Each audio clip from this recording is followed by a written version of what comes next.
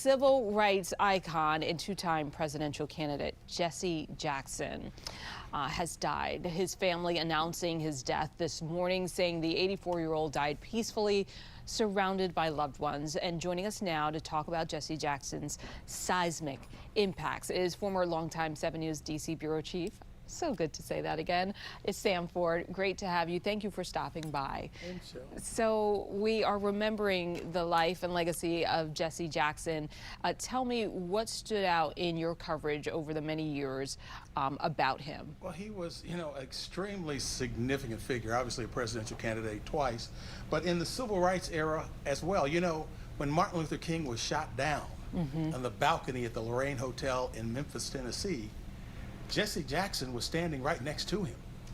And if you can imagine that, and of course, I guess he was trying to aid him. He had a pullover that was stained with blood.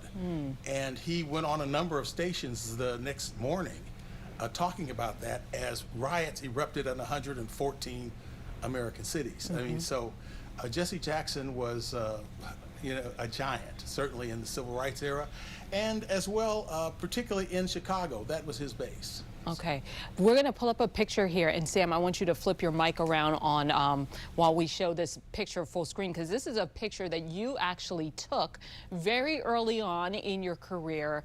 It was at an early NABJ event. Yes, that picture there.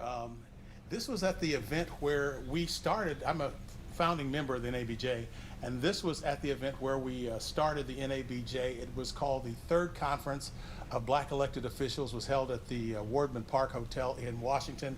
That picture was taken December 12th, 1975, over 50 years ago.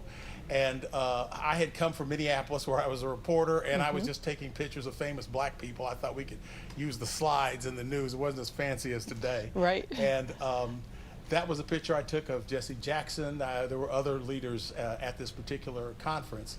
And he was 34 years old at that point. And certainly one of the significant figures in civil rights. There was so much he accomplished in his lifetime. What do you think the biggest takeaways will be? Well, there were some really interesting stories about things that he did. For example, when Ronald Reagan was president, a young black Navy pilot, his name was Robert Goodman, Lieutenant Robert Goodman, was shot down over Syria. And he was there, and the thought was he was going to be there, and Jesse Jackson in 1984 was running for president, and he said he was going to go try to get him. And so off they went to try to get this young man, and amazingly, the president of Syria, Assad, gave him to Jesse Jackson. And President Reagan at the time had opposed Jesse Jackson going to do this, but he decided, not to stop him. And so he came back. They threw a big ceremony in the Rose Garden. Reagan had praise for Jesse Jackson. Jesse Jackson had praise for Reagan for not stopping him. And I think it was one of those big deals that you talk about. One of the funny things I thought that Lieutenant Robert Goodman said that he was locked up by the Syrians, and they told him that Mr. Jackson was there to see him. And he said, Jesse, Reggie, Michael? And be more specific, right? It was Jesse, and Jesse took him in. And then I want to tell you this as well. Some of the reporters, black reporters that were friends of mine, were with Jesse on the way over there, and they said Jesse was extremely nervous, And well, Renee, Michelle, Bidwis, right?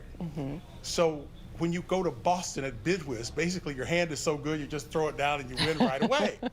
And they said Jesse was playing, and he was nervous, and he sat down to play Bidwis with the reporters, and he threw down his hand. He'd gone to Boston, so let's say his mood improved after that. Okay. Certainly a significant figure.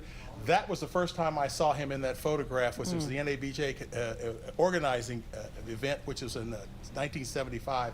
The last time I saw him was at the NABJ convention in Chicago, which was 2024. I don't know if you made that one, but a lot of people did. It was a big one. Yeah, that was one of the places where I had the privilege of meeting him, is at NABJ. Yeah, and so, the reporters saw him there. We surrounded the table with love. It was great to see him. He couldn't talk at that point. He hasn't been able, I guess, to talk for a while. Yeah.